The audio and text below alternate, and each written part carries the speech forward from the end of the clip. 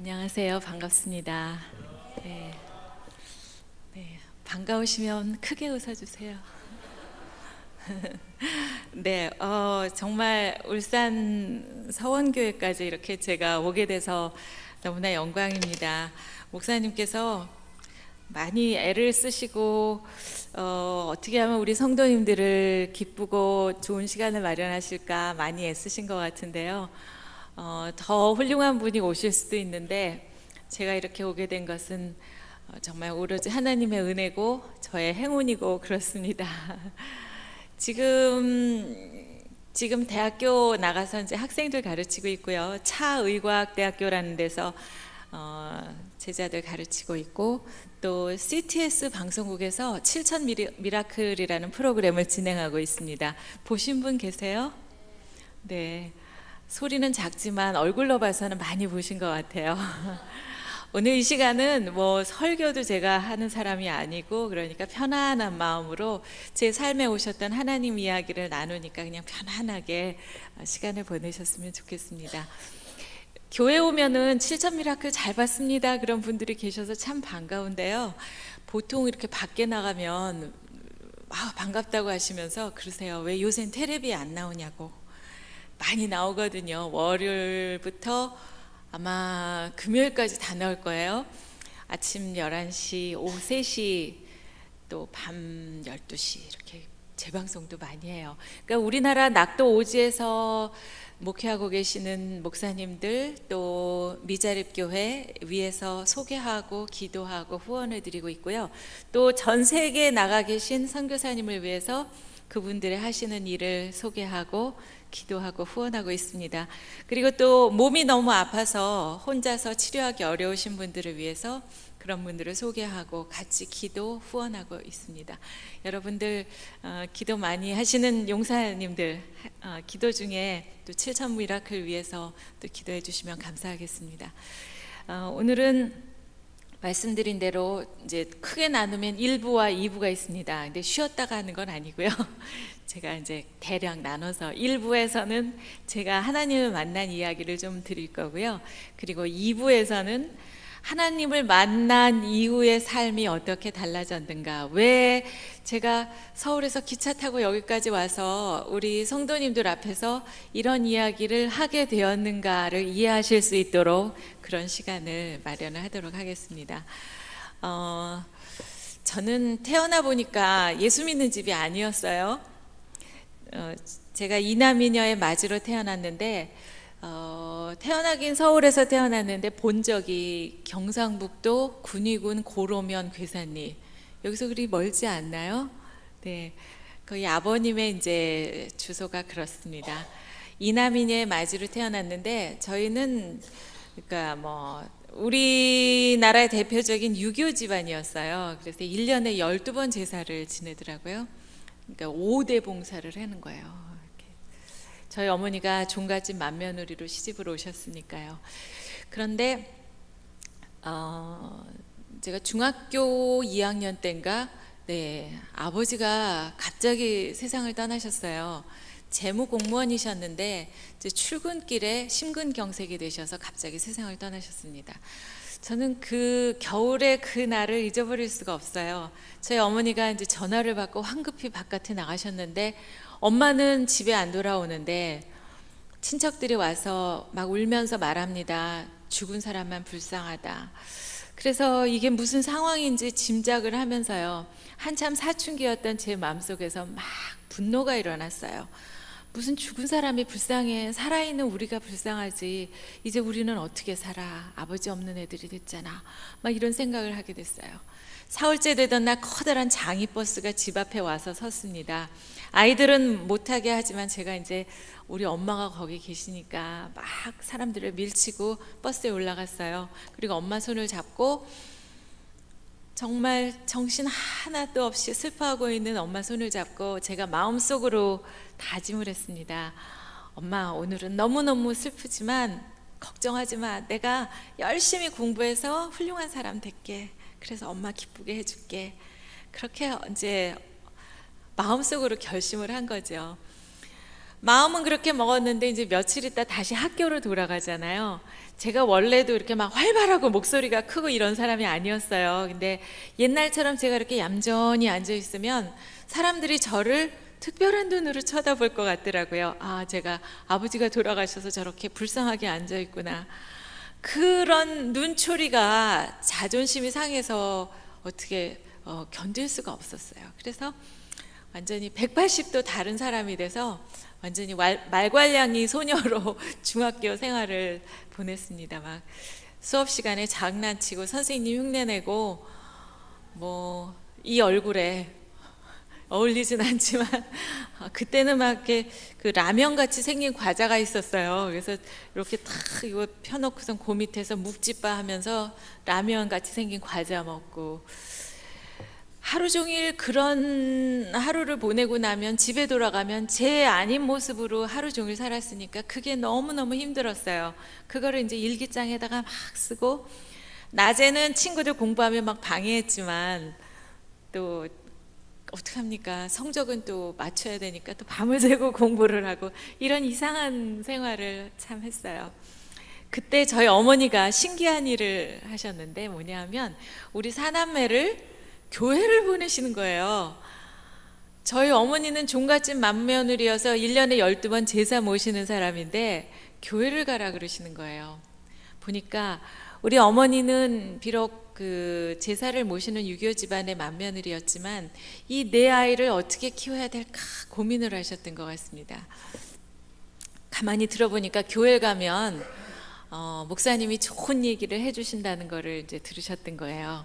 그러니까 말하자면 하나님 어린이집에다가 우리를 갖다가 맡기셨어요. 탁월한 선택이시잖아요, 그렇죠? 그래서 이제 교회를 가기 시작했습니다. 아마도 오늘 새로 오신 분들은 아마 맛있는 점심이 준비되어 있죠, 목사님?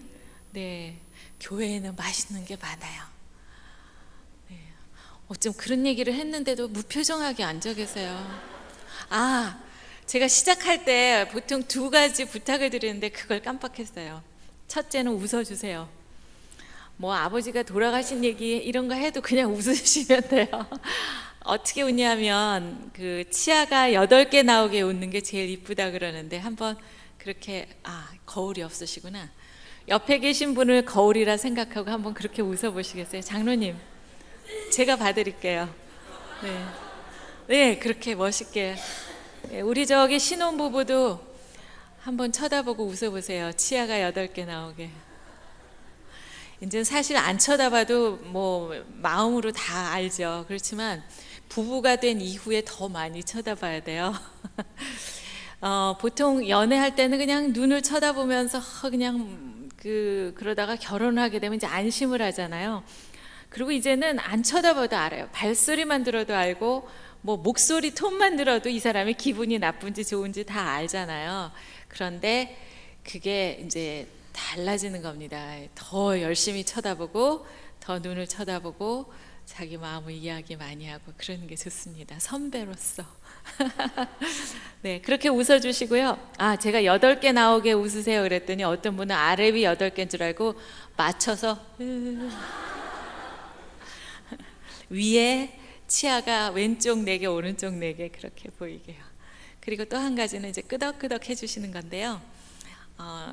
비록 제가 오늘 한 30-40분 이렇게 얘기를 합니다만 여러분의 그 말 없는 표정과 몸짓에 따라서 제가요 잘할 수도 있고 못할 수도 있어요. 뭐 어떤 순서로 말해야지 이렇게 정하고는 왔지만 여러분이 너무 무섭게 이렇게 쳐다보시면 제가 떨려가지고요. 아나운서 오래 했지만 떨린답니다. 그래서 막 잊어버리고 그럴 수가 있는데요. 여러분들이 막 끄덕끄덕 해주시잖아요. 저는 그걸 무엇으로 받아들이냐면 그래, 그거 맞아. 나도 옛날에 그랬어. 그거 맞는 말이야. 그렇게 받아들이거든요. 그럼 저는 더 힘이 나고 용기가 나서 또 잘할 수가 있다는 거예요. 그렇게 해주시겠죠? 네, 감사합니다. 어디까지 했나? 어머니가 교회를 보내셨잖아요. 말하자면 하나님 어린이집에다가 저희들을 갖다 맡기셨어요.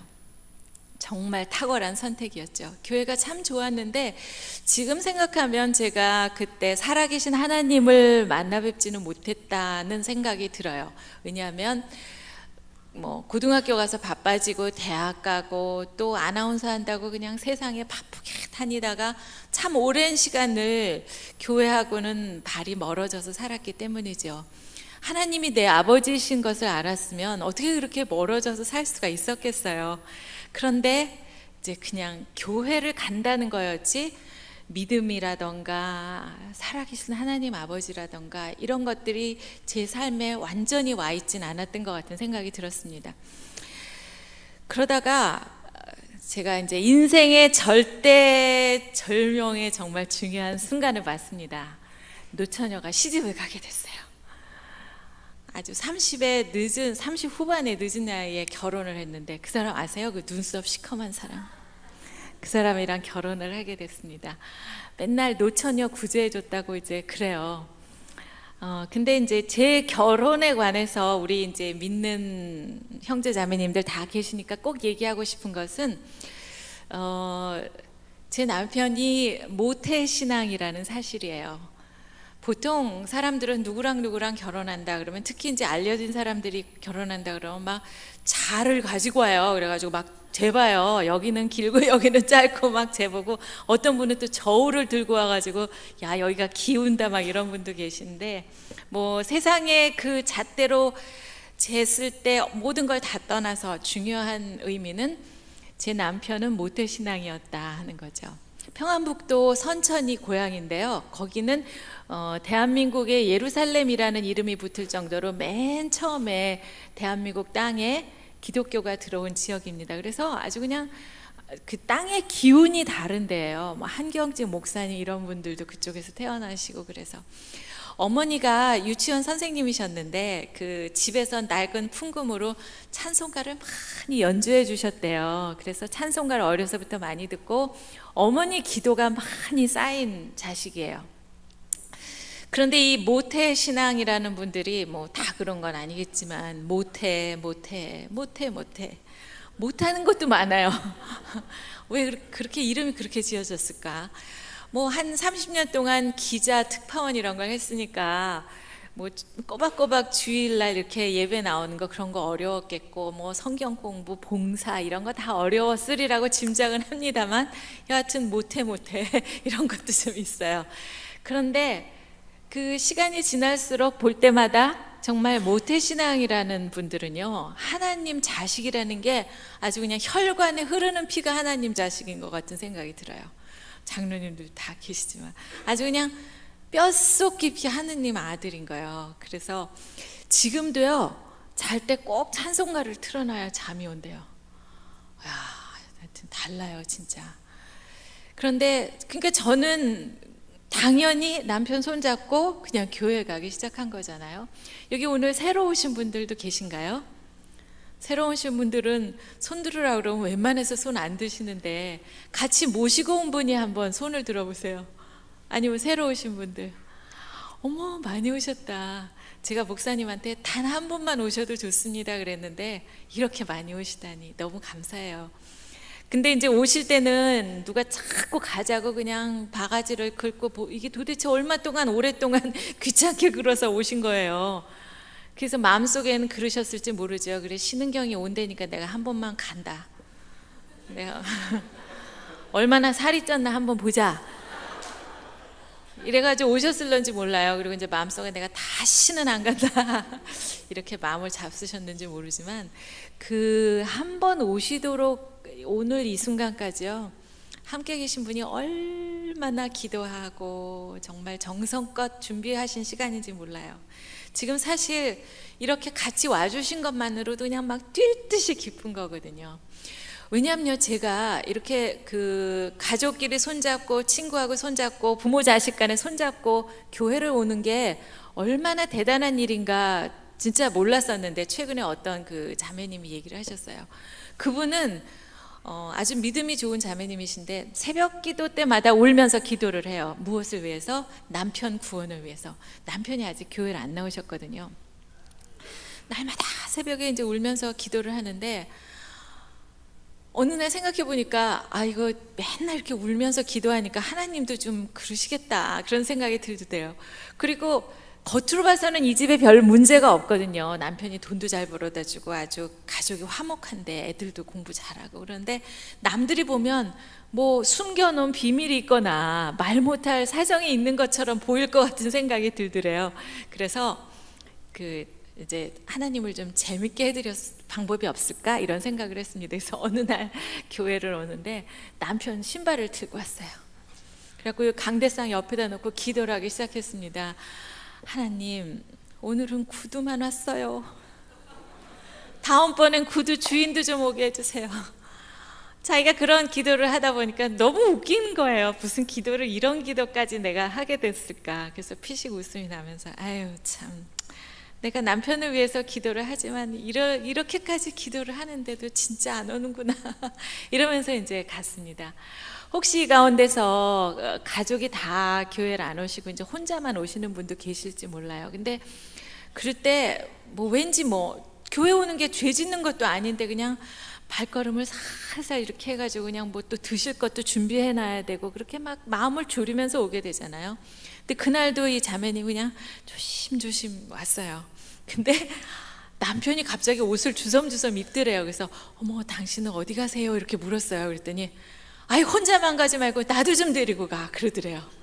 그럴 때 우리는 막 할렐루야 막 그러는 거죠. 드디어 남편도 오게 됐다 그런 얘기를 간증을 하시더라고요. 그래서 야 이렇게 아내와 남편이 손잡고 부모와 자식이 손잡고 또 친구들이 같이 이렇게 교회를 온다는 게 이게 보통 일이 아니구나 하는 생각이 듭니다. 그래서 오늘 정말 잘 오셨습니다 하는 축하의 박수를 드리겠습니다. 네. 오늘 짧은 시간이지만 옛날에 뉴스 한다고 이렇게 탁 똑바로 앉아서 뭐 이건 옳아요 이건 틀려요 하던 신은경이도 저렇게 하나님 믿고 나니까 저렇게 달라졌구나 하는 거 보시면서 정말 살아계신 하나님은 정말 짱이야 하는 거를 느끼셨으면 좋겠어요. 그래서 오실 때는 내 다시는 안 온다고 설사 작심을 하고 오셨다 하더라도 다음 시간에는 다음 주일날은요 우리 이남영 목사님이 정말 또 멋진 설교를 해주실 거예요. 기대하시고 다음 주에도 또 오세요. 네, 오세요. 약속하셨어요. 너무 감사합니다. 그래서 이제 교회를 가기 시작했는데 제가 이제 두 가지 말씀을 드리려고 해요. 살아계신 하나님 아버지를 만났던 시간, 그리고 우리 삶에 있어서 여러 가지 중에서 그 첫 번째 자리에 하나님의 일을 두면 어떻게 되더라 하는 그런 말씀을 드리려고 합니다. 그 전에 제가 이제 이 커뮤니케이션을 잘 되게 하기 위해서 웃어주세요, 끄덕끄덕 해주세요 그렇게 부탁을 드렸는데요. 사실은 이게 책에 나오는 이야기예요. 정말 요즘에 그 키워드가 뭐냐면 소통, 공감 이런 것들이 키워드거든요. 공감을 하기 위해서는 상대방의 마음이 어떤가를 알아야지 그 마음을 이해해서 공감을 합니다. 또 소통을 하기 위해서는 서로 무슨 이야기를 하는지 이제 서로 이렇게 오고 가는 게 있어야 되잖아요. 그것의 첫 번째가 미소를 띠고 끄덕끄덕 하기 위해서는 저를 쳐다보셔야 돼요. 연세 드신 분들은 많이 그렇게 쳐다보는데 우리 청소년들과 청년들은 왜냐하면 이렇게 발달을 했기 때문에 안 쳐다봐도 소리가 다 들리는 경우가 있잖아요. 그래서 근데 저는 우리 대학교 수업 시간에 학생들이 저를 안 쳐다보면 수업을 못 해요. 그래서 오늘 모이신 이 청소년들도 절 좀 봐주세요 하는 부탁을 드리겠습니다. 소통과 공감의 가장 중요한 그 시작은 바로 이 아이 컨택트예요. 열심히 쳐다보세요. 어디든지 가시면 앞에 앉으셔서 열심히 쳐다보시면요, 앞에 서 있는 교수가 학생들을 보면서 어떤 생각을 하냐면 도대체 어느 집 자손인데 이렇게 훌륭하냐 그러면서 축복하는 마음이 생겨요. 너는 무슨 일을 하든지 앞으로 잘 되라 그렇게 되거든요. 그래서 오늘 모이신 우리 청소년들도 짧은 시간이나마 이렇게 아이 컨택트 하시고 또 열심히 듣는 자세 하시는 거, 경청의 그 훈련을 하시면 감사하겠습니다. 제가 자꾸 딴 이야기를 해서 죄송합니다. 너무 좋은 분들을 만나다 보니까요, 저기 선생의 본분이 막 나와서 우리 학생들은 이렇게 앞자리로 오라 그래요. 앞자리는 퍼스트 클래스예요. 1등석. 비행기도 왜 처음 딱 타면 1등석은 비싸잖아요. 여기서 LA 갈래도 한 1,000만 원 내야지 가니까 가능하면 앞으로 와라. 뒤에 앉으면 싸다. 이래서 학생들을 막 앞에 앉힙니다. 점수 더 줘요. 그랬더니 막 친구들이 다 앞으로 나오는 그런 경우도 있습니다. 제가 하나님 아버지를 만났던 그날은요, 무슨 특별한 날이 아니었고 오늘처럼 이렇게 하나님의 전에서 예배를 드리는 날이었습니다. 그날따라 이제 목사님이 기도를 시작하셨는데요. 모두 눈을 감고 기도하시겠습니다 하시면서 기도를 시작하셨어요. 하나님 아버지. 그런데 그날따라 하나님 아버지 하는 단어가 제 마음을 막 울리기 시작했어요. 마치 동굴 속에서 그 막 메아리가 울리는 것처럼 하나님 아버지 아버지 아버지 아버지 아버지 하면서 제 마음을 막 울렸어요. 저는 마음에 눈을 뜨고 하늘에 계신 아버지를 쳐다보게 됐어요. 아버지? 아버지 거기 계세요? 저 아세요? 저 이렇게 못나고 부족한데도 하나님 저 아시나요? 저를 하나님 자녀로 삼아주시나요? 하고 그 멋진 하나님 아버지를 제 인생 전체로 만나 뵙게 됐어요. 저는 중학교 2학년 때 세상에 아버지가 돌아가신 다음에는 그 아버지라는 단어가 이 세상에 없었으면 좋겠다고 생각했어요. 왜 나만 아버지 없는 사람이야? 그 단어를 입에 올릴 수도 없었어요.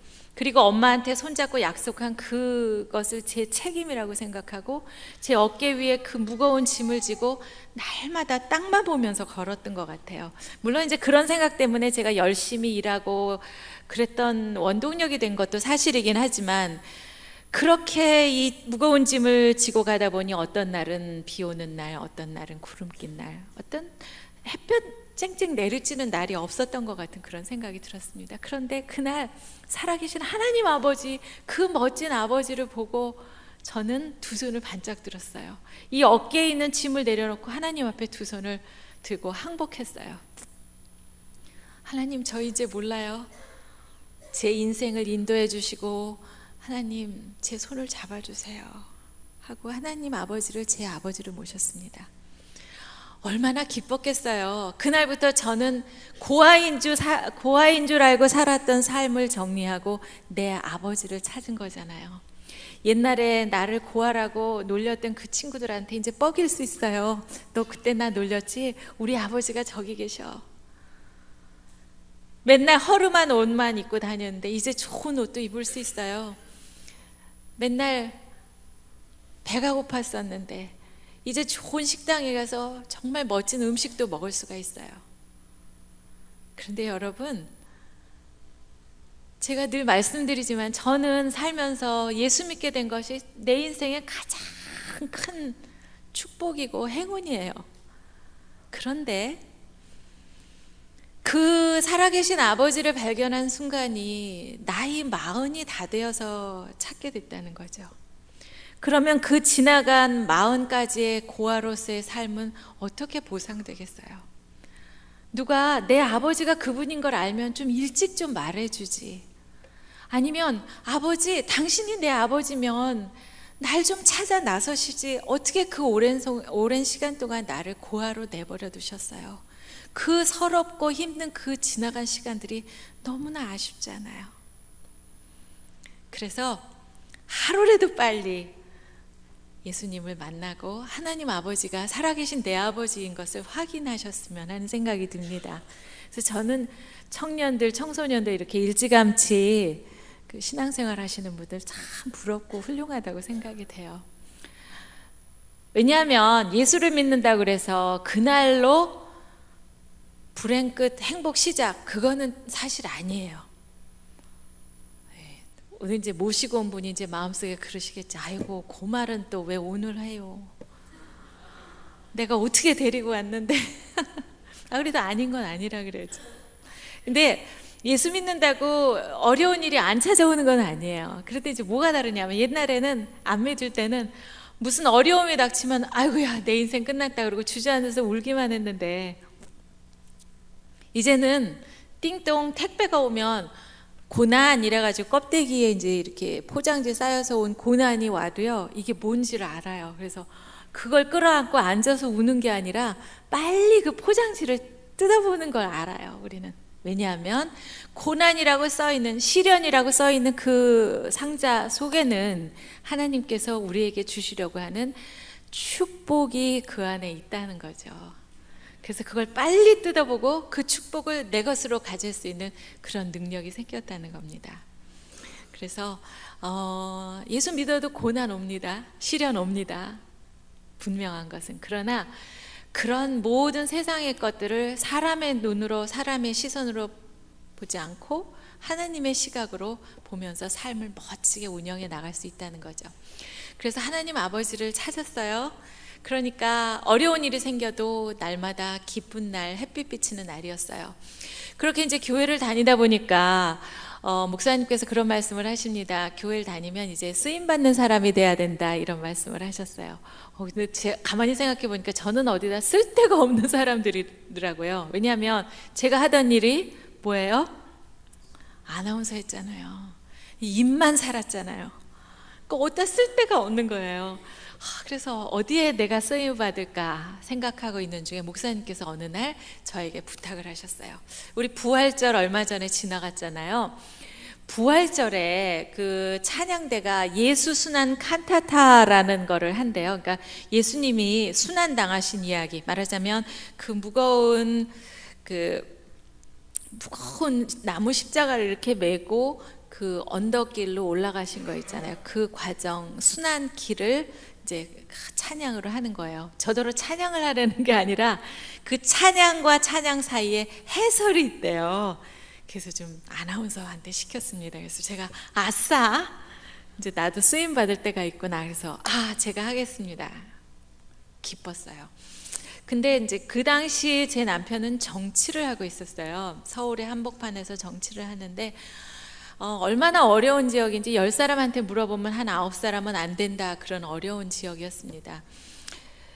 나머지 한 사람은 뭐 가족, 친척, 친구, 너희는 안 돼 이러면 불쌍하니까 그렇게는 말 못하고 거기 어디 좋은 데 좀 가지, 물 좋은 데, 울산 같은 데 왜 이렇게 어려운 데를 왔느냐.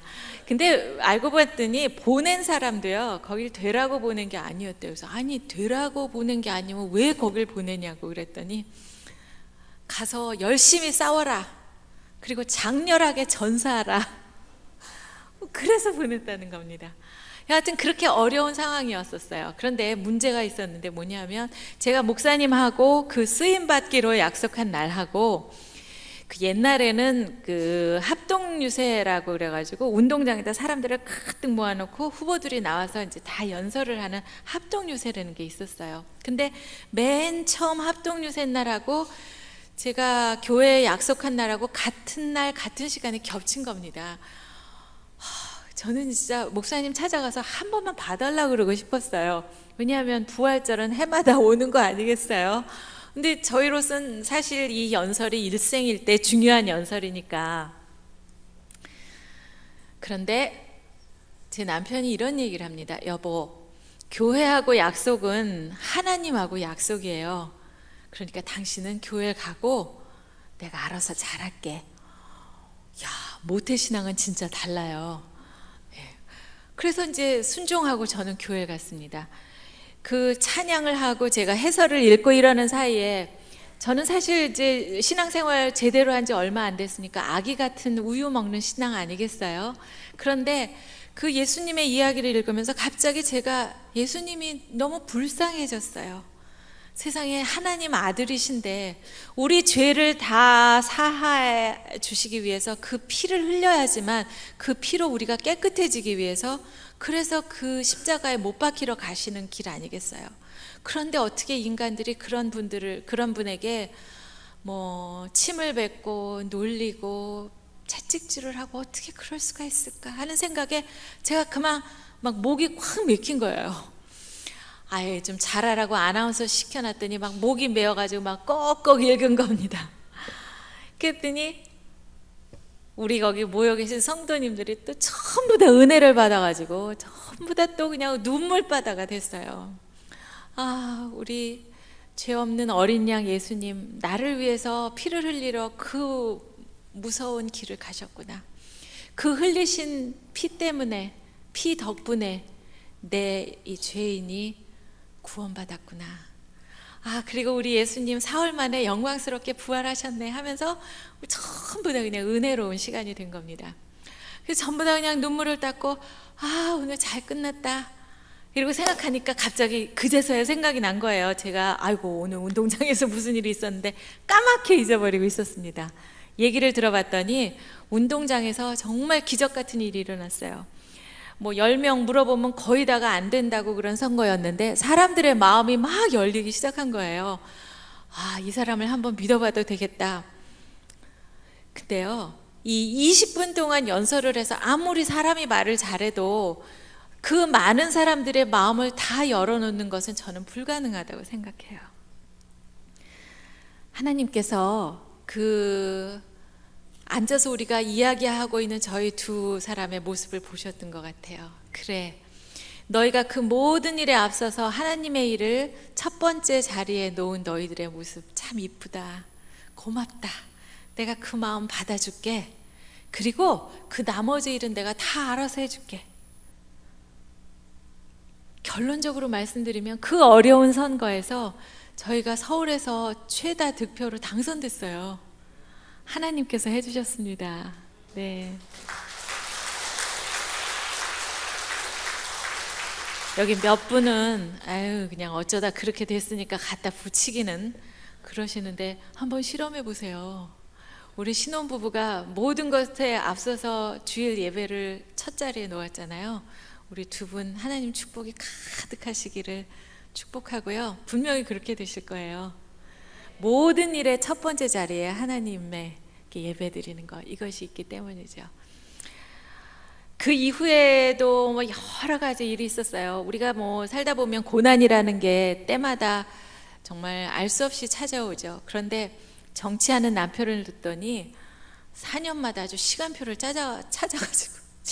짜가지고 고난이 찾아오기 시작하더라고요. 그래서 4년에 한 번씩 아주 고생을 죽도록 했어요. 그 이야기 하려면 우리 한 2박 3일 있어야 되는데 좀 생략하고요. 2008년인가 벌써 한 4번째 선거를 맞았을 때인데, 그 다음번에 선거에 나가려면 이제 뭐 당에서 공천이라는 거를 줘야 되는데 공천을 안 주더라고요. 남편이 현역 의원인데. 근데 이제 당사자는 그냥 뭐 당의 결정이니까 그렇게 받아들였는데, 이 마누라가 아유 그런 게 어딨어 도대체, 찍을 때도 주민들이 가서 한 표 한 표 찍어서 결정을 내리고 또 아니라고 생각되면은 주민들이 그 의사 표시를 해서 또 떨어지고 그러는 거 아니겠어요? 그런데 왜 제3자가 나가라 봐라 하냐, 이래가지고 제가 대신 나갔잖아요. 그래가지고 똑 떨어졌어요. 야, 한 집안에 남편은 남편대로 마음의 상처가 컸고 또 저는 저대로 내가 왜 그런 행동을 했을까. 그때부터 저희 집은 그야말로 광야의 생활이었습니다. 뭐 나가서 아유 이번에 도와드렸는데 참 죄송하네요 이런 말 해도 마음이 불편하고요. 또 아무 말씀 안 하시고 그냥 이렇게 쳐다보시면 야단치시는 것 같고, 그래서 도대체 누구를 쳐다볼 수가 없는 거예요. 사람들을 만날 수가 없었어요. 뭐 사실 갈 데가 있어요. 직장이 있으니까, 찾는 사람이 있으니까. 뭐 그러다 보니까 점점 안으로 광야의 시간을 이제 지내는 거죠. 참 힘들었어요. 우리는 세상으로부터 거절당한 사람, 세상이 우리를 거부했다, 이런 마음이 꽉 차 있어서 정말 힘들었어요. 근데 그때 이제 무슨 말씀을 들었냐면, 우리가 어떤 인생에 무슨 일을 시도했을 때 문을 두드린다 이런 말을 하잖아요. 문을 두드렸는데 한쪽 문이 닫히면 또 다른 문이 열린다, 이런 말씀을 들었어요. 제가 멍뚱하지만 선거라는 데를 나가는 문을 두드렸잖아요. 근데 문이 확 닫혔잖아요. 그런데 그때 이 문이 만약에 닫히지 않고 열렸다면, 신은경, 너는 무엇을 가장 아쉬워했겠니? 하고 제가 스스로에게 물어봤어요. 그렇다면 이 문이 확 닫힌 덕분에 제가 얻은 것이라는 뜻이 되잖아요, 거꾸로. 만약에 이게 열렸으면 갖지 못했을 그런 것이 무엇인가 나에게 물어봤어요. 여기 영리한 분들은 막 다 계산이 벌써 다 끝났어요. 그러고 보니까 첫째, 가족의 얼굴이 이렇게 떠오르더라고요. 제가 결혼한 지 2년 후에 늦은 나이에 딸을 하나 낳았거든요. 근데 얘가 어느새 커가지고 엄마보다 더 키가 큰 중학생이 돼 있어요. 맨날 남편 뒷바라지 한다고 새벽부터 밤까지 제가 다니면서 얘가 뭘 먹는지 뭘 입는지도 몰랐는데 드디어 엄마 노릇을 제대로 하게 됐어요. 내 손으로 밥 해주고 엄마 노릇을 한 2년을 열심히 했어요. 또 한 가지, 제가 그러고 돌아다니고 바빴으면 아마도 하나님 말씀을 듣고 보고 공부하고 묵상하는 시간이 없었겠다 하는 걸 깨닫게 됐어요. 저는요, 제가 유명해져서 막 바깥으로 다니면 그것이 하나님께 영광이 되는 줄 알았어요. 그리고 다니다가 저 사람 예수 믿는 사람이래. 그러면 그것이 하나님이 기뻐하시는 건 줄 알았어요. 하나님께서는 제가 마르다처럼 그러고 돌아다니는 거 싫어하셨습니다. 그 왜 예수님이 살아계실 때 어떤 그 두 아가씨 사는 집에 방문하시잖아요. 마시 처녀. 뭔 말인지 모르셔요. 마르다하고 마리아, 그 집에 또 제가 썰렁한 얘기를 해서 정말 민망해요. 그냥 안 웃어도 웃어주세요. 그 집에 갔더니 마르다 언니는 이제 귀한 손님이 오시니까 막 열심히 부침개 부치고 막 만두 빚고 그래요, 부엌에서. 근데 동생 마리아는 예수님이 오시니까 그 발밑에 앉아서 예수님 말씀을 탁 이렇게 하고 듣고 있는 거예요. 언니가 보니까 화가 나죠. 쟤는 손님이 오셨는데 돕지도 않고. 그래서 예수님한테 일러요. 예수님, 쟤 좀 나와서 부엌에 나와서 좀 도우라 그러세요. 쟤는 저렇게 맨날 얌체같이 저기 앉아서 그냥 예수님 말씀만 듣는다고. 그때 예수님이 뭐라고 말씀하세요? 마르다야, 마르다야, 너는 정말 중요한 게 뭔지 잘 모르는구나. 이리 와서 내 발밑에서 이 귀한 내 이야기를 좀 들어라 그러십니다. 제가 그렇게 바깥으로 바빠서 쫓아다니는 거 하나님 기뻐하시지 않으셨어요. 그래서 내 발밑에 와서 이 이야기를 좀 들어라. 그 묵상 중에 저는 사실 그때까지 그런 생각을 했거든요. 제가 막 마음껏 막 날고 싶었어요. 근데 제 날개에 자꾸 돌멩이가 이렇게 매달리는 느낌이었어요. 하나님이 자꾸 막으시는 것 같았었어요. 하나님 왜 그러세요? 저 날고 싶어요. 또 막으시고. 내 딴에는 그런 섭섭한 마음이 이렇게 저 밑에 있었던 것 같아요. 그런 걸 하나님이 이렇게 꺼내주시면서 네가 많은 사람들 앞에 나가서 창피하면 안 되잖아. 또 아직 아니다 그러시더라고요. 저는 그날 완전히 무너져서 앉아서 엉엉 울었어요. 왜요? 저를 사랑하시는 그 하나님 마음이 너무너무 감사해서 울었어요. 하나님, 저 같은 거 그냥 가만히 내버려 두셔도 그냥 뭐 이런 것도 했다 저런 것도 했다 그러고 살아도 되는데 제가 뭔데 이렇게 사랑하세요? 제가 뭔데 너는 지금 이걸 해야 돼, 지금은 아니야, 이렇게 제 인생을 아주 그냥 세밀하게 계획하시고 간섭하시고 그러셨다는 그 하나님의 마음이 너무너무 감사했어요. 그래서 2년 동안의 광야 생활을 접고 이러고 있어서는 안 되겠다. 내가 뭘 해야 되지? 그리고 이제 툭툭 털고 일어났어요. 맨 먼저 간 곳이 어디였냐면 세미나를 가게 됐어요. 아까 목사님 말씀 중에 그 일터 사역을 위해서 컨퍼런스도 한다고 말씀드렸는데, 여러분 어떤 삶의 계기를 위해서는 그런 컨퍼런스, 세미나, 또 교회에서 하는 제자훈련 이런 거 참여하시면요 일생에 아주 큰 전환기를 맞게 돼요. 그래서 저는 적극 추천합니다. 이번에 5월 1일 날 뭐 한다 그러는데 한번 꼭 가보시면 좋겠어요. 저는 그때 이제 극동방송에서 하는 세미나에 갔는데 세미나 제목이 뭐냐면 하프타임 세미나라는 데를 들어갔어요. 이제 바야흐로 1부가 끝나고 이제 2부로 이야기가 넘어갑니다. 어디쯤 가는지 이제 아셔야 돼요. 그래서 이제 세미나를 갔어요. 5주짜리 세미나인데 하프타임이 뭐냐면 말하자면 우리 인생이 축구 경기 같이 전반전이 있고 후반전이 있다는 이야기예요. 어떤 사람은 전반전을 성공적으로 이끄는 사람, 어떤 사람은 또 그렇지 못한 경기를 끝내고 이제 쉬는 시간을 맞는 사람 있잖아요. 그러나 모든 사람의 목적은 이 후반전 인생을 성공적으로 승리하는 삶을 사는 것이 모든 사람의 목적이에요. 목표예요. 그러면 어떻게 해요? 이 하프타임 쉬는 시간에 물도 마시고 전략도 짜고 내가 후반을 어떻게 할 것인가 이제 생각해야 된다는 거죠. 그것과 우리 인생을 빗대어서 이제 그럼 그 하프타임 쉬는 시간에 중요한 질문을 하라 이런 겁니다. 2가지 질문을 하는 거예요. 너무너무 중요한 이야기니까 잘 들으시면 좋겠습니다. 첫째는 나는 누구인가 하는 질문을 하는 겁니다. 나는 누구인가?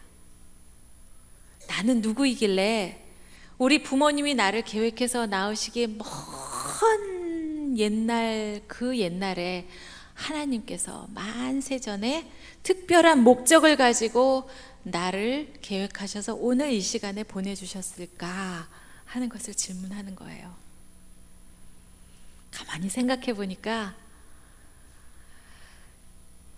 어떤 사람은 요만한 찻잔으로 만들어지는 사람, 어떤 사람은 커다란 김장독으로 만들어져서 겨우 내내 거기 땅속에 묻혀 있는 사람, 그런 사람도 있겠지요. 저는 그냥 한 요만한 꽃병으로 지어졌다는 생각이 들었어요.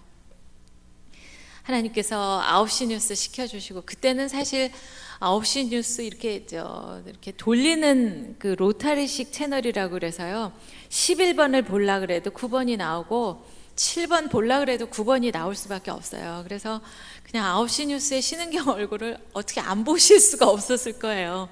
그리고 저기 산간 벽지 이런 데는 또 9번밖에 안 나와요. 그래서 그때는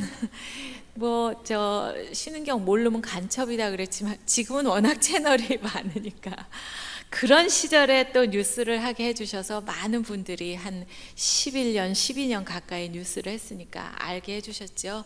또 외국 가서 공부도 하고 학위도 받아오게 해주셨죠. 또 남편 따라서 봉사한다고 칭찬해 주시고 목욕탕 가서 때를 밀었다 별 그런 게 많아요. 그게 칭찬할 거리라고 그런 것까지 칭찬을 해 주시더라고요. 그런 많은 그냥 감사한 일들, 그런 것들을 생각해 봤더니 그게 제가 한 일이 아니라 하나님께서 어떤 준비를 시켜주셨다는 걸 깨닫게 됐어요. 그 좋은 일들이 있던 시간에는 이 꽃병에다가 하나님께서 색색까지 물감을 꺼내서 예쁘게 그림을 그리셨던 시간이란 걸 깨닫게 됐어요. 그런데 미처 제가 다 말씀은 못 드렸지만 축복도 있었지만 고난도 많았다고 말씀드렸잖아요. 그때는 그럼 하나님 어디 계셨어요? 나를 잊어버렸던 그런 시간이었나요? 그때는 하나님께서 조각칼을 꺼내셔가지고 이 꽃병에다 이렇게 홈을 파면서 무늬를 새겨 넣으셨던 시간이란 걸 깨닫게 됐습니다.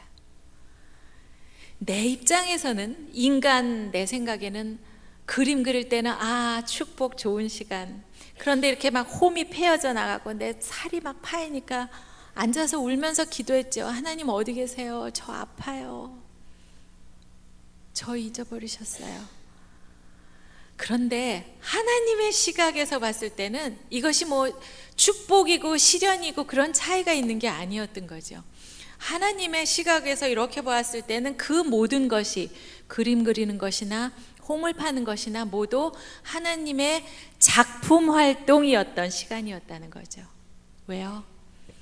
한 사람을 걸작품을 만드시기 위해서 좋은 시간, 어려움 있는 시간, 시련의 시간 다 만들어서 완전한 걸작품 하나 만드시는 거예요. 그걸 깨달았더니 너무너무 감격했어요. 하느님, 저를 이렇게 만드시느라고 너무나 애쓰셨군요. 그러면 저 뭐 하고 살까요, 앞으로? 그러면서 이제 드디어 2번째 질문을 합니다. 뭐라고요? 제 후반전 인생은 하나님을 기쁘게 하기 위해서 무엇을 하면서 살 것인가 하고 질문하는 거예요. 첫째 질문 뭐였죠? 나는 누구인가? 내가 누구인 거를 깨닫고 나면 하나님이 특별한 목적을 가지고 나를 지어주셨는데 나 뭐하고 살아야 되지? 그분을 기쁘게 해드리기 위해서 뭐하고 살아야 되지? 하고 두 번째 질문을 하는 거예요. 가만히 생각해 보니까 그동안 준비시켜 주셨던 거, 그것이 바로 다 제가 이제 후반전 인생을 위해서 해야 될 거라는 걸 깨닫게 됐어요. 보니까 제가 입만 살았던 그 말하기 전문가, 그것이 하나님이 저를 쓰고자 하는 거기였다는 거죠. 성경 안에 이 말하기에 대한 방법이 다 들어있어요. 우리가 아까 읽었던 잠언 18장 21절에도 죽고 사는 것이 이 혀의 힘, 말의 힘, 혀의 권세에 달려있다, 이 파워에 달려있다라는 말이 있잖아요. 특히 잠언을 이렇게 보시면요, 그 말, 혀, 말하기 이런 것만 한번 이렇게 찾아보시면 이렇게 그냥 새파랗게 줄을 칠 만큼 그 말에 관한 말씀이 너무너무 많아요. 어떻게 말하라는 것. 말하자면 하나님께서는 하나님의 형상을 따라서 우리를 이렇게 지어주셨는데 말하는 것을 하나님처럼 경건하게 이렇게 말하라는 거죠. 그래서 제가 그때 손 들었어요. 하나님한테. 하나님, 제가 할게요. 이 성경 안에 있는 말하기 제가 다 연구할게요. 그래서요, 책도 쓰고 강연도 하고 방송에도 나갈게요. 어떤 사람들을 대상으로 할 건데 우리 신앙 안에서 형제 자매님들, 청소년, 청년들, 여성들 모인 곳, 직장인들, 제가 어디든지 갈게요. 그래서 어떻게 할 건데 그분들의 삶을 변화시키게 하고 싶어요. 이렇게 제 인생 사명 선언서를 썼습니다. 제 인생 사명을 깨닫고 이렇게 살게요 하고 글을 쓰게 된 거죠. 아마도 그날 이렇게 쓰고 있는 저를 이 세상에 있는 어떤 분이 보셨다면 딱 한마디로 하실 말씀이 있으셨을 거예요. 뻥이야. 왜요? 뻥이죠. 제가 무슨 책을 써요? 제가 무슨 강연을 해요? 누가 오라 그래요? 제가 무슨 방송에 나가요? 나를 누가 써줘요? 저는 아무 할 일도 없는 사람이었어요. 직장도 할 일도, 부르는 사람도 찾는 사람도 없는 사람이었었어요. 그런데 뻥으로 썼어요. 좀 전문적으로 말하면 거룩한 뻥으로 쓴 거예요. 조금 더 전문적으로 말하면 믿음을 가지고 쓴 겁니다. 히브리서의 믿음은 바라는 것의 실상이라 그랬어요. 내가 그렇게 됐으면 좋겠다 하고 바라는 것을 그대로 써놓은 것 같은 거, 그게 믿음이에요. 지금은 안 보여요. 보이진 않지만 그것을 마치 증거로 이렇게 보는 것처럼 생각하고 믿는 것, 그것이 믿음이라는 거죠. 제가 나 혼자 잘 먹고 잘 살려고 나 이렇게 하고 싶어요. 돈 많이 벌고 싶어요. 이렇게 썼다면 돈을 많이 버는 게 아니라는 뜻이 아니라 돈을 벌던 명예를 얻던 무엇을 하던 간에 그것이 나 혼자 잘 먹고 잘 살기 위한 것이 아니라 내 후반전 인생을 하나님 기쁘게 해드리기 위해서 저 이렇게 살고 싶어요 라고 말한다는 것은 그 작업이 바로 믿음을 가지고 하나님께 선언하는 거라는 거예요. 너무나 놀라운 것은요, 그렇게 뻥으로, 거룩한 뻥으로, 아니면 믿음으로 제가 제 인생의 사명을 깨닫고 쓴 선언서를 쓴 날, 마지막 날, 기적 같은 일들이 막 이제 생기기 시작합니다. 극동방송에서 있었다 그랬잖아요. 극동방송에서 저더러 방송에 나오래요. 간증 프로가 있으니까 거길 나오래요. 세상에 몇 년 만에 마이크 앞에 서보는지 몰라요. 그래서 제가 방송에 나갔어요. 그걸 듣고 또 저기 CTS에서 연락이 왔어요. 거기도 간증 프로그램이 있대요. 내가 매일 기쁘게. 거길 또 나갔어요. 그 녹화가 끝나고 나니까 거기서 새로 개편을 하면서 새 프로그램이 생긴데 그거를 저더러 맡아달라는 거예요. 제 프로그램이 생긴 거예요. 세상에 이럴 수가 있어요. 방송이 생겼잖아요. 그 이후 또 강연을 할 기회가 생기고 또 어떤 출판사에 계신 분을 만나다가 제가 이런 책을 쓸 생각을 하고 있습니다 하고 말씀드렸더니 아, 좋습니다. 우리 책 냅시다. 그래서 드디어 제가 그 계약을 하러 갔습니다. 계약을 하는데 그분이 그러세요. 근데 하나님 이야기가 들어가면 베스트셀러는 안 돼요. 그래요. 그래서 아유, 괜찮아요. 하나님이 주어인데 뭐 어떻게 빼놓고 씁니까? 아, 그래요. 마지막에 이제 또 사인을 하려고 그러는데 또 한 번 물어봐요. 베스트셀러는 안 돼요. 그래서 아예 괜찮아요. 베스트셀러 안 되면은 스테디셀러라도 되면 되지 않겠어요? 그러니까 베스트셀러는 갑자기 막 많이 팔려서 이제 1등 하는 거고, 스테디셀러는 조금씩이라도 이제 오래 팔리는 게 이제 스테디셀러인데, 제가 지금 와서 후회하잖아요. 입을 그렇게 말한 때문인지 진짜 말한 그대로 한 처음에 5주인가 그렇게는 베스트셀러였는데 그 다음엔 영 안 되더라고요. 그러니까 그때도 그런 말 했을 때 됩니다. 제 책은 베스트셀러 됩니다. 이렇게 입으로 말하고 선포를 했으면 아마 베스트셀러가 됐었을 텐데 이 말이라는 게 그렇게 중요하더라고요. 뭐 어쨌든 간에 2012년에 나온 책인데 이 홀리 스피치라는 책이 지금 2015년까지도 계속 팔리고 있으니 뭐 스테디셀러는 맞잖아요. 말 한 대로 됩니다. 그래서요, 제가 그렇게 인생 사명 선언서를 쓰고 그 이후의 일들이 마치 고리에 고리를 이렇게 연결하듯이 기적적인 일들이 계속 일어났어요. 방송을 해도 하나님 방송, 강연을 해도 하나님 얘기하는 강연, 그리고 제 일상에서 일어나는 모든 일들이 그 제 인생 사명과 연관이 되는 것을 느끼고 보면서 일을 하게 되죠. 학교에 가서 학생들을 가르쳐도요, 저는 제 인생 사명을 깨달아요. 내가 왜 그 많은 일 중에 이 일을 맡게 되었을까? 맡겨주셨을까? 내가 학생들을 만나서 무엇을 전달해 주라고 하나님은 나를, 이 아이들을 맡기셨을까? 그런 생각을 하다 보니까요, 정말 멀리 막 2시간씩 이렇게 가서 아이들을 가르치는데도 왜 이 순간에 나와 너희들이 만났냐 하는 얘기를 안 할 수가 없어요.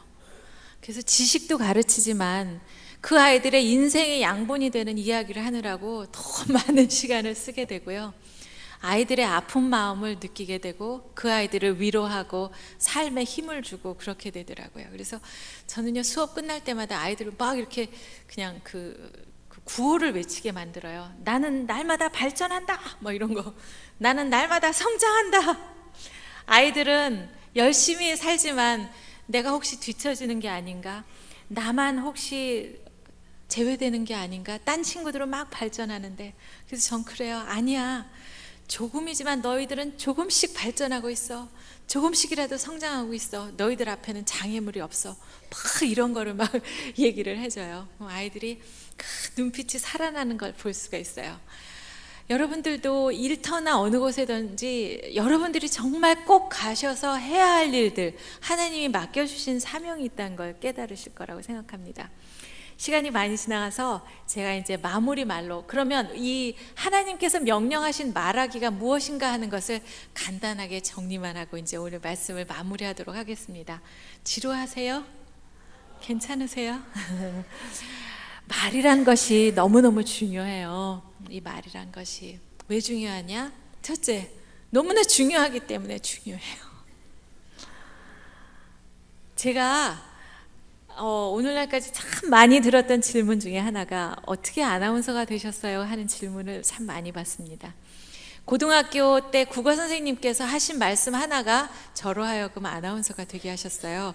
그 선생님이 수업 시간에 국어책 들고 나와서 저더러 책을 읽어보라고 하셨고요, 읽어본 저를 이렇게 보시면서 많은 친구들 앞에서 칭찬하셨어요. 여러분 어때요?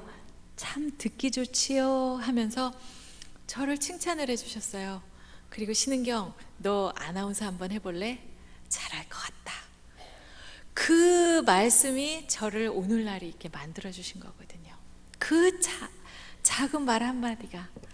그래서 성경에는 하나님께서는 말이란 것은 작은 불씨 같은 것이어서, 불씨는 작지만 그것이 마른 숲에 이렇게 붙었을 때는 그 숲을 다 태울 수 있는 것이다, 그렇게 말씀하세요. 또 배의 키 같은 것이라 이런 말씀도 하십니다. 그래서 커다란 유람선이라도 선장이 정말 그 키를 잘 잡고 항해를 하면 아무리 날씨가 힘들고 암초가 앞에 있어도 그것을 잘 잡고 항로를 개척해 나가면 목적지까지 순항을 할 수 있는 거라는 거죠. 그렇게 좋은 선장을 만나면, 이 혀를 잘 운영하는 사람을 만나면 그 사람의 인생은 목적지까지 잘 가고 그 배는 목적지까지 순항하는 거라는 거예요. 세월호 같은 그런 참사는 빚어질 수가 없는 거예요. 중요하다는 거죠. 그런가 하면 말은 또한 변덕스럽습니다. 우리가 말이 입 안에 있을 때는요, 우리가 그 말을 통제할 수 있어요. 뭐라고 말하려다가 툭 입을 닫으면 참을 수가 있는데, 그 말이 바깥에 나오면 그 말이 우리 인생을 막 휘둘릴 수가 있어요. 잘못 말 한마디 한 것 때문에 평생을 고생하는 사람들이 많거든요. 또 말이라는 게 정말 위험해요. 어렸을 때 어떤 말을 듣고 자란 한 사람이 평생 인생을 망치는 그런 경우가 있어요. 최근에 어떤 여학생을 보니까 부모가요, 특히 엄마가 이 아이한테 어렸을 때부터 나는 너만 아니면 너희 아버지랑 안 살아, 이런 말을 했대요. 그리고 엄마 아빠가 이제 싸울 때마다 그런 얘기를 한 거죠. 근데 사실 뭐 한 3년은 막 좋아서 살지만 그 이후는 뭐 애 때문에, 남의 눈 때문에 이렇게 사는 사람 얼마나 많아요. 그러나 그것을 아이가 듣는데 그런 말을 하니까 이 아이는 어떻게 생각했냐면, 아, 내가 이 집안의 축복의 아이가 아니로구나. 이래가지고 그 자기를 미워하는 마음을 계속 먹는 것으로 이렇게 하고 막 많이 먹고요, 폭식증, 그리고 이제 돌아서서 또 그걸 또 다 토해내고, 이런 아주 어려운 병에 걸렸다는 거죠.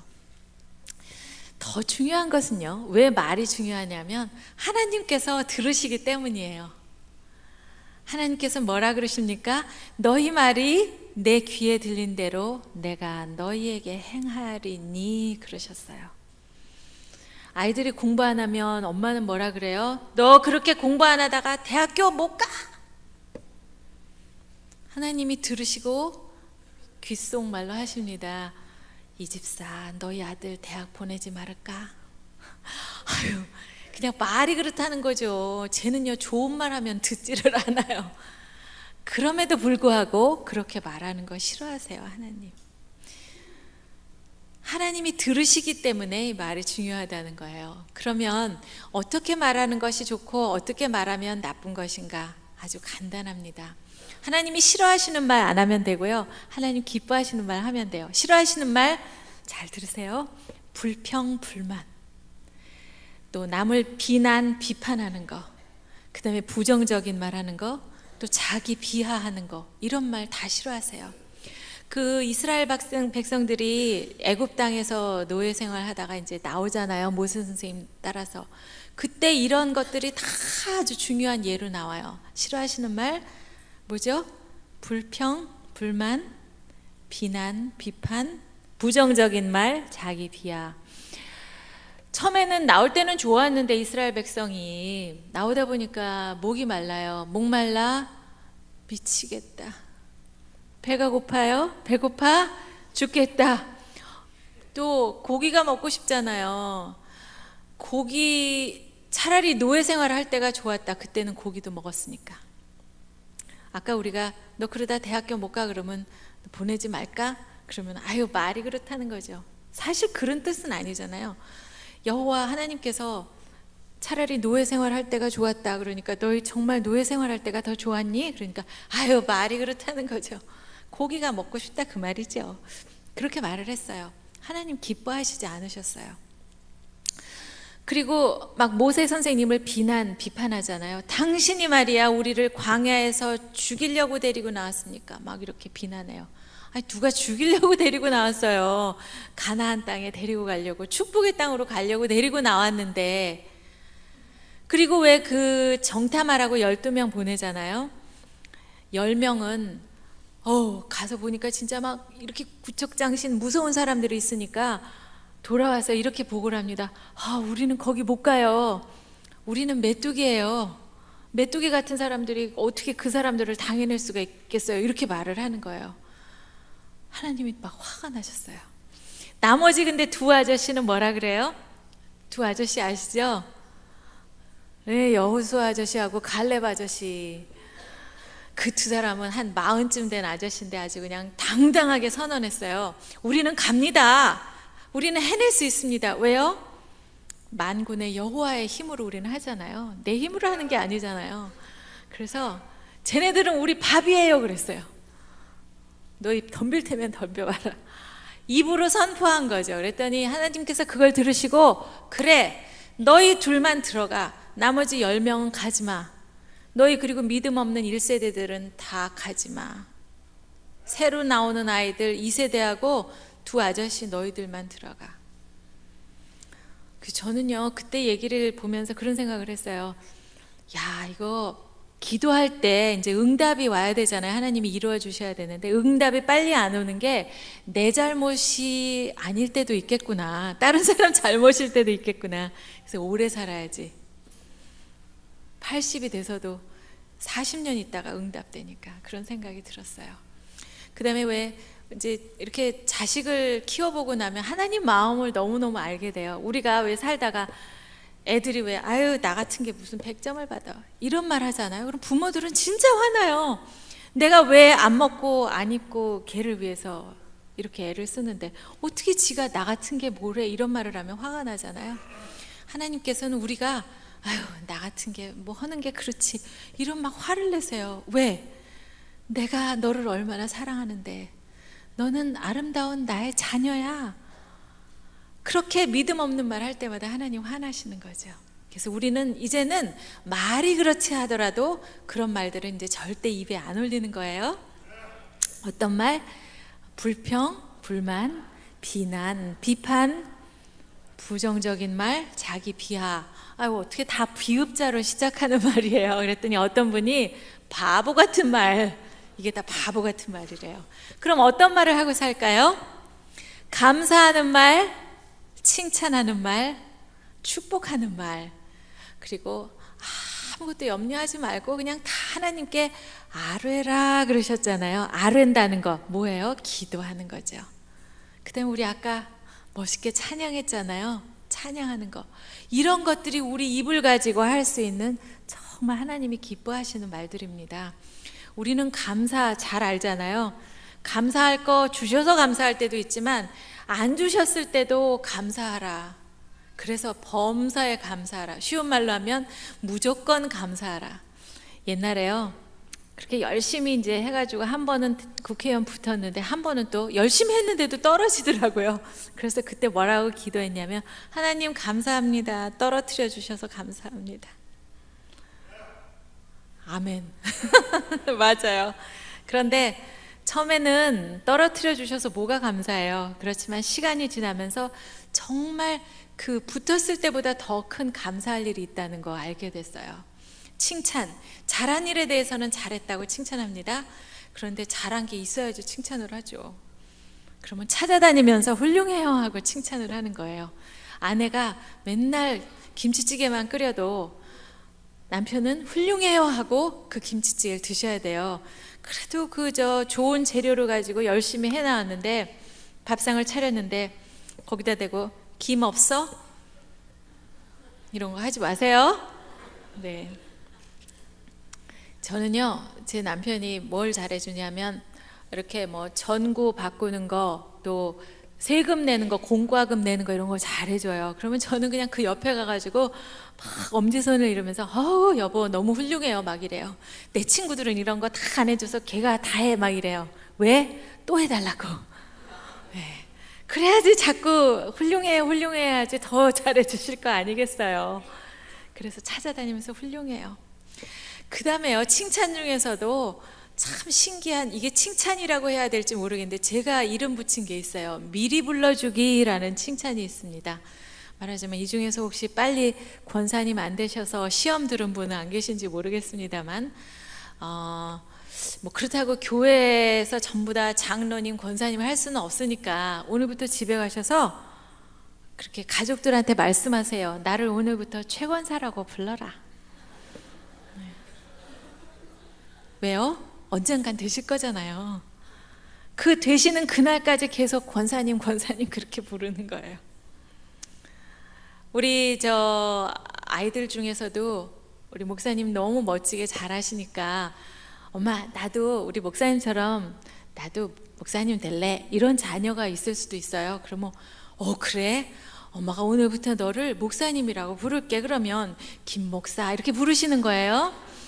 그런데 얘가 아직 초등학교 뭐 3학년 이러면은 동생하고 싸울 수도 있잖아요. 그냥 막 학교 갔다 와서 동생하고 놀다가 막 때리고 싸울 수도 있어요. 그럼 그럴 때 부르세요. 김 목사, 동생을 때리면 되나? 아무리 초등학교 3학년이지만 이게 좀 이상하잖아요. 무슨 김 목사가 동생을 때려요. 자기 스스로 깨닫게 되는 겁니다. 아이가 아빠 나는 유엔 사무총장 될래. 그러면 야 너 영어 성적 가지고 와봐. 50점 받아서 무슨 유엔 사무총장 하냐. 이러면 아이가요. 그러면 그렇지. 유엔 사무총장 하려면 열심히 해야지. 이러는 아이는 세상에 없어요. 그러면 그렇지. 나 같은 게 무슨 유엔 사무총장을 하냐. 이렇게 생각한다는 거죠. 그러니까 일단 그런 아이라도 영어 50점이라도 일단 불러주세요. 그래? 너 한번 유엔 사무총장 해볼래? 그래서 그냥 저기서 또 50점짜리 시험지 갖고 들어와도 아이고 우리 박 총장님 어서 오시게. 아유 또 50점 받았구나.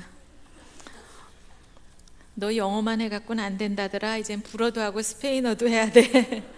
지가 알아서 이제 반성하는 거예요. 다음번엔 60점, 그 다음번엔 70점도 받게 되겠죠. 그렇게 해서 그 세상에 말하는 뭐 미리 부르면 된다, 뭐 또 뭐 이렇게 써놓으면 된다, 부적처럼 이런 뜻이 아니라 우리는 그 모든 것을 합력해서 선을 이루기 위한 거죠. 이렇게 부르면서 그냥 부르기만 하고 끝나는 게 아니잖아요. 또 좋은 공부 시키는 것도 가르쳐주고 용기를 북돋아주고 격려하기도 하고 그러는 거예요. 제가 왜 이런 얘기를 하냐면 좀 우스운 얘기긴 하지만 제가 이제 처음 아나운서 돼서 9시 뉴스를 했잖아요. 밤에는 9시 뉴스를 하는데 낮에는 또 뭘 했냐면 아침 9시부터 11시까지 클래식 음악 프로그램을 했어요. 그런데 저 다음에 오시는 그 음악평론가 선생님이 자꾸 저더러 신박사 그러는 거예요. 그래서 무슨 박사예요. 제가 그냥 저 학부 졸업하고 바로 그냥 몇백 대 1을 꾸돌고요 아나운서 돼서 지금 좋아서 지금 아나운서 하고 있는데, 그래서 처음에는 막 커다란 몸짓으로 저한테 그러지 마세요. 저 박사 아니에요 이랬어요. 그랬더니 그분이 하시는 말씀이 박사 그거 하시면 되잖아요 이러세요. 무슨 박사를 해요. 전 진짜 석세도 안 했는데. 그런데 날마다 이분이 저를 신박사라고 불러요. 그 말이 제 마음에 와서 딱 자리를 잡고 뿌리를 내리기 시작합니다. 싹이 돋기 시작합니다. 그리고 그 말에 빚을 지기 시작했어요. 이거 어떻게 날마다 박사라고 그러시는데 어떻게 갚지? 그래서 방송국 다니다 언제 한번 저 외국어대학교 통역대학원 가서 석사 한번 끄고요. 나중에 영국 가서 결국은 학위를 받는 날이 오더라 하는 얘기예요. 여러분들도 자녀 중에 또 가족 중에 꼭 이루어야 할 그런 그 목표가 있으시다면 미리 불러주면서 축복하고 기도하고 해주시길 바라겠습니다. 네, 옆에 뭐 한다 그래요? 따님이세요? 네, 뭐 한다 그래요? 커서? 제가 이따 따로 여쭤볼게요. 오늘부터 그렇게 부르겠습니다. 네, 아나운서 하고 싶다는 분은 아나운서 누구시 하고 부르시면 되는 거예요. 그렇게 해서 그 날이 될 때까지 돕고 격려하고 기도하는 겁니다. 자, 이제 끝으로요. 뭐 기도하고 찬양하는 거 여러분 너무나 잘 아시니까 축복의 말로 이제 마무리하도록 하겠습니다. 말씀드린 것처럼 제가 남편 뒷바라지 한다고 새벽부터 밤까지 애도 잘 못 돌보고 그러고 다녔는데 저희 부부가 딱 한 가지 정말 기특한 일을 한 게 뭐냐면요, 자녀 교육에 있어서 늦은 시간에도 돌아와서 아이에게 머리에 손을 얹고 축복 기도를 한 거예요. 어떻게 그렇게 기특한 생각을 했냐? 어떤 책을 봤어요. 책을 봤더니 하루에 한 번 자녀를 축복하라 이런 책이 있더라고요. 하루에 한 번 매를 들어라 이러면 그거는 쉽겠어요. 애들이 왜 매 맞을 일이 얼마나 많겠어요. 그런데 축복을 하려면 그 앞뒤를 좀 맞춰야 되잖아요. 야, 너 테레비 끄고 들어가! 그러고선 야, 이리 와, 축복해 줄게.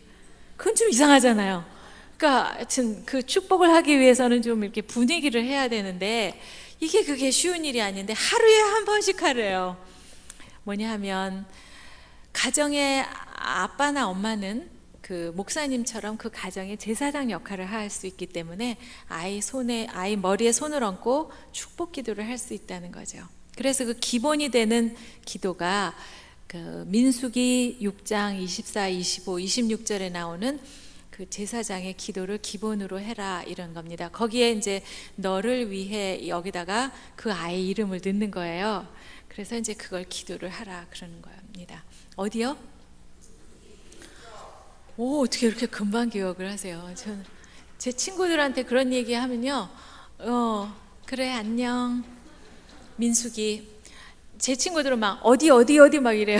제가 야, 경숙이 말고 민숙이 그래가지고 외우라. 그리고 625 이걸 가운데다 놓고 6장 24, 25, 26 이렇게 하면 외우기가 좋습니다. 거기에 보면 이제 그 기도문이 나오잖아요. 처음에는 이제 카드에다 이렇게 써서 기도를 해줬고 시간이 지나면서 서로 좀 이제 외울 수도 있게 됐어요. 그러다 어느 날 이 엄마도 어른이지만 정말 그 삶이 너무너무 힘들고 지쳐서 기도가 안 나올 때가 있어요. 그래서 아이한테 엄마 기도 좀 해줄래? 그렇게 말해본 적이 있었어요. 아이가 엄마 머리에 손을 얹고 기도를 합니다. 여호와는 엄마를 지키시고 복주시기를 원하며 여호와는 그 얼굴을 엄마에게 비추사 은혜 베풀어 주시길 원하며 여호와는 그 얼굴을 엄마에게 향하여 드사 평강 주시기를 원하옵나이다. 이렇게 기도를 하는데요, 제가 막 목이 메고 눈물이 났어요. 아이가 해주는 이 기도가 이렇게 나한테 평안을 주고 기쁨을 주는데 우리 아이들 요새 너무 불쌍하잖아요. 요새는 하나만 들려도 막 석차가 몇십 등이 떨어진대요. 친구가 아니에요. 공부를 하다가도 시험때가 되면 내 노트가 갑자기 사라져요. 누가 갖다 감추나 봐요. 이렇게 무서운 경쟁이 사는 아이가 막 폭풍우 치는 바다에 돛담배처럼 살고 있는 우리 어린 학생들, 너는 왜 저 집애처럼 못하니? 너는 왜 이렇게 키가 작으냐? 누가 낳았는데 키가 작다고 엄마가 그래. 그 엄마 친구 딸, 엄마 친구 아들, 그런 거 비교할 때마다 아이들 가슴에 멍이 드는 거예요. 그러나 우리가 할 수 있는 것은 그 아이 머리 위에 손을 얹어주고 여호와 하나님께서 지키시고 복 주시고 은혜와 평강 주신다면 우린 사실 더 이상 할 게 없거든요. 그래서 우리가 입으로 할 수 있는 말, 그것은 바로 감사하고 칭찬하고 축복하고 기도하고 찬양하는 거, 이런 거라는 걸 알게 됩니다. 이제 마무리하겠습니다. 오늘 이 시간 제가 두서없이 말씀드렸습니다만 여러분께 살아계신 하나님을 느끼시는 시간, 발견하시는 시간이었으면 좋겠다고 기도합니다. 그리고요, 두 가지 중요한 질문 하시길 바라요. 나는 누구인가? 그리고 그 하나님을 위해서 나는 어떻게 살 것인가? 그래서 오늘이 여러분 인생의 하프타임 되시기를 바라고요. 그리고 그것에 따른 인생 사명 선언서를 작성하시는 여러분의 축복된 날이 되시기를 바라겠습니다. 여러분 감사하고 축복하고 사랑합니다. 고맙습니다. 감사합니다.